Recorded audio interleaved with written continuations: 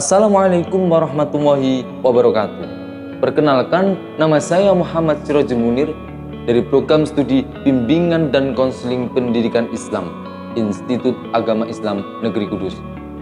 Video ini saya buat terkait dengan tugas mata kuliah pendidikan dan kewarganegaraan yang diampu oleh yang terhormat Bapak Dhani Miftah Nur MPD.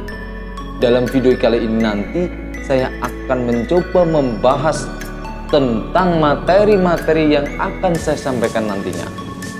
Materi-materi tersebut yang pertama mengenai Pancasila sebagai sistem filsafat, yang kedua adalah Pancasila sebagai pandangan hidup dalam berideologi dan bernegara, dan yang ketiga adalah negara Pancasila. Namun sebelum kita membahas jauh lagi tentang materi-materi yang nantinya akan saya sampaikan, jangan lupa like, comment, and subscribe. Check it out. Filsafat Pancasila merupakan upaya manusia dalam mencari kebijaksanaan hidup untuk membangun peradaban manusia. Pancasila itu sendiri mempunyai arti ideologi dasar dalam kehidupan berbangsa dan bernegara. Kita hidup di dunia ini tidak akan pernah ada yang kekal. Bahkan setiap harinya kita selalu dinaungi oleh kematian. Ketika seseorang itu sudah mempunyai pemikiran yang seperti itu, teman-teman sekalian, yang mana nantinya akan menghasilkan suatu pandangan hidup dari manusia itu sendiri. Agar apa? Agar dari kehidupan dari manusia itu sendiri tidak akan sia-sia dalam menjalani hidup. Ketika manusia memikirkan kehidupan yang telah ia jalani, teman-teman sekalian, sudah barang pasti manusia itu akan menjadikan suatu kehidupan dengan tata cara dan ketetapan-ketetapan yang harus ditaati. Terlebih soal bernegara. Ketika kita berbicara soal ruang lingkup negara, teman-teman sekalian, maka terdapat suatu pandangan hidup tertentu yang hanya dimiliki oleh negara tercinta kita ini. Dan pandangan hidup itu bernama Pancasila. Dalam Pancasila itu sendiri terdapat sila-sila yang harus kita ketahui. Entah itu kita harus mengetahui dari segi maknanya, segi penerapannya dalam kehidupan sehari-hari, yang mana sila dari Pancasila itu sendiri, teman-teman sekalian, adalah hal-hal yang bersifat dasar. Oleh karena itu, seringkali kita menemukan kesulitan-kesulitan, entah itu dalam memaknai, memahami bagaimana cara kita menerapkan Pancasila dalam kehidupan sehari-hari. Atau bahkan mungkin kita tidak menyadari bahwa apa yang telah kita lakukan merupakan contoh dari penerapan Pancasila. Maka dari itu, dalam video kali ini saya akan membahas lebih jauh lagi tentang contoh-contoh bagaimana cara kita menerapkan Pancasila dalam kehidupan sehari-hari. Lebih dalam konteks ini, teman-teman sekalian, di sini saya akan mengaitkan beberapa contoh sila Pancasila terkait dengan pemerintah dalam menangani, menyikapi, memberi kebijakan-kebijakan, terlebih dalam memberi sebuah pemahaman kepada semua elemen-elemen masyarakat terkait virus corona itu sendiri. Langsung saja untuk video selanjutnya, bagaimana? Kita saksikan. Oke, baik teman-teman sekalian, di sini saya akan melanjutkan materi pembahasan mengenai sila-sila Pancasila dan bagaimana cara kita menerapkannya dalam kehidupan sehari-hari. Terlebih dalam konteks ini saya akan mengaitkan virus corona itu sendiri. Langsung saja, sila pertama dalam Pancasila berbunyi ketuhanan yang Maha Esa. Contoh dari kehidupan sehari-hari adalah meyakini adanya Tuhan. Ketika kita meyakini bahwa adanya Tuhan, teman-teman sekalian, kita telah menerapkan sila pertama dari Pancasila. Akan tetapi ketika kita menolak keberadaan Tuhan, itu sama halnya kita melanggar Pancasila dan Undang-Undang Dasar 1945. Oleh karena itu, dalam menyikapi virus corona yang sedang marak-maraknya di dunia, di belahan dunia ini teman-teman sekalian, khususnya di bangsa kita ini, adalah bahwa kita harus meyakini bahwa virus corona ini datangnya dari Allah Subhanahu wa Ta'ala.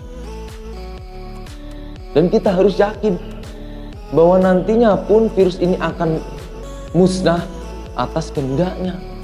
Jadi menurut saya teman-teman sekalian, apapun yang sedang dunia ini alami, khususnya bangsa kita ini, adalah sebagai bentuk ujian. Apakah kita tetap meyakini dengan keadaan iman Islam atau justru sebaliknya? Nah, jadi kita harus senantiasa meyakini bahwa apapun yang menjadi permasalahan di dunia ini adalah itu atas kehendak Allah Subhanahu wa Ta'ala. Yang kedua adalah kemanusiaan yang adil dan beradab. Sebagai contoh adalah sikap adil. Bersikap adil adalah hal yang paling utama dalam menerapkan sila kedua dari Pancasila. Adil di sini yang dimaksud adalah tindakan moral. Pada akhir-akhir ini seringkali kita melihat berita-berita penolakan-penolakan di sejumlah daerah tentang orang yang terkena virus corona, orang yang mau dikarantina, dan bahkan orang yang mau dimakamkan saja mendapat penolakan dari warga. Nah, dari penolakan-penolakan inilah yang mungkin masyarakat belum tahu dan belum bisa menerapkan apa yang menjadi makna dari sila kedua dari Pancasila ini. Jadi dalam konteks ini teman-teman sekalian, peran pemerintah dalam menyampaikan, memberi pengetahuan, memberi wawasan kepada semua masyarakat bahwasanya orang yang terinfeksi virus corona itu sendiri juga mempunyai hak dan kewajiban tinggal di daerah di mana ia hidup. Jadi menurut saya, orang-orang yang mendapat penolakan itu adalah orang-orang yang belum bisa memaknai dari sila kedua, yaitu yang berbunyi kemanusiaan yang adil dan beradab. Yang ketiga adalah persatuan Indonesia. Sebagai contoh adalah menjaga masyarakat agar selalu hidup tentram dan tidak menimbulkan perpecahan terhadap sesama. Maksudnya di sini adalah kita agar menjadi warga masyarakat yang utuh dan tidak terpecah-pecah. Hidup rukun, damai adalah suatu wujud persatuan. Misalnya adalah bersatu melawan corona. Kita sebagai warga negara yang baik harus senantiasa menaati peraturan-peraturan yang telah ditetapkan pemerintah dalam rangka meminimalisir penyebaran dari virus corona itu sendiri. Dan dihimbau kepada semua masyarakat agar lebih bijak dalam menyikapi berita hoax yang akhir-akhir ini sedang marak, yang selalu mengaitkan tentang virus-virus corona itu sendiri. Agar apa? Agar semua masyarakat di seluruh tanah air tidak merasa ketakutan yang berlebihan tentang virus corona itu sendiri. Selanjutnya, sila keempat dari Pancasila berbunyi, kerakyatan yang dipimpin oleh hikmat kebijaksanaan dalam permusyawaratan dan perwakilan. Maksudnya di sini adalah kita sebagai warga negara Indonesia mempunyai hak dan kewajiban yang sama. Walaupun setiap orang mempunyai hak dan kewajiban masing-masing. Akan tetapi alangkah baiknya kita memperhatikan terhadap kepentingan bersama. Terlebih dalam konteks ini teman-teman sekalian, upaya pemerintah dalam menangani dan meminimalisir terjadinya penyebaran virus corona itu sendiri memerlukan dukungan dan partisipasi dari seluruh elemen masyarakat Indonesia. Dari hal-hal tersebut, menjadi tugas yang harus diemban oleh Bapak Presiden kita yang terhormat, Bapak Joko Widodo dan beserta menteri dan kabinetnya. Untuk apa? Untuk mengimplementasikan dan mewujudkan sila keempat dari filsafat hidup bangsa kita, yaitu Pancasila. Dan yang terakhir dari sila Pancasila yang nomor 5 adalah keadilan sosial bagi seluruh rakyat Indonesia.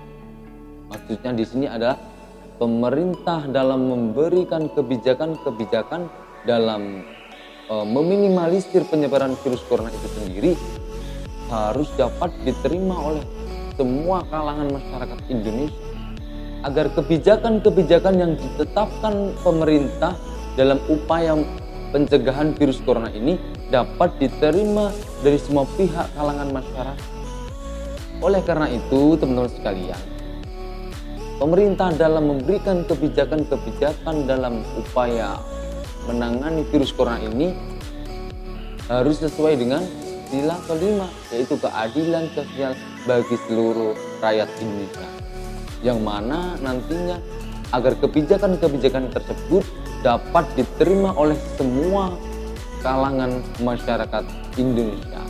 Salah satu contohnya adalah melalui berbagai langkah strategis dan taktis demi kemajuan bangsa Indonesia. Mungkin itu yang dapat saya sampaikan dalam pertemuan video kali ini, teman-teman sekalian. Bahwasanya saya mohon maaf apabila dalam penyampaian materi saya terdapat tutur kata yang salah ataupun yang lain sebagainya. Saya Muhammad Sirojul Mir, saya hanya manusia biasa yang tak pernah luput dari dosa. Wassalamualaikum warahmatullahi wabarakatuh. Sampai jumpa di video saya selanjutnya. Tikidot.